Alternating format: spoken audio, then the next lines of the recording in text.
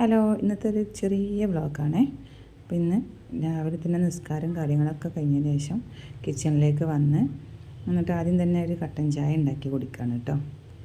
ഇന്ന് ബ്രേക്ക്ഫാസ്റ്റായിട്ട് കാര്യമായിട്ടൊന്നും ഉണ്ടാക്കേണ്ടതില്ല, കാരണം പത്തിരി ഇന്നലെ പരത്തി വെച്ചിരുന്നു കേട്ടോ ഫ്രിഡ്ജിൽ. പിന്നെ അതൊന്ന് എടുത്തിട്ട് ചുട്ടെടുത്താൽ മതി കേട്ടോ. അപ്പോൾ അതൊക്കെ വേഗം തന്നെ ചുട്ടെടുത്തു. അതിന് ശേഷം ചോറും വേഗം തന്നെ അടുപ്പത്ത് വെച്ചിട്ടുണ്ട്. ഞങ്ങൾ ബ്രേക്ക്ഫാസ്റ്റും ലഞ്ചൊക്കെ ഒരുമിച്ച് തന്നെ ചെയ്യും കേട്ടോ. പത്തിരി കുറച്ച് പൊട്ടലും കിറലൊക്കെ ഉണ്ട് കേട്ടോ.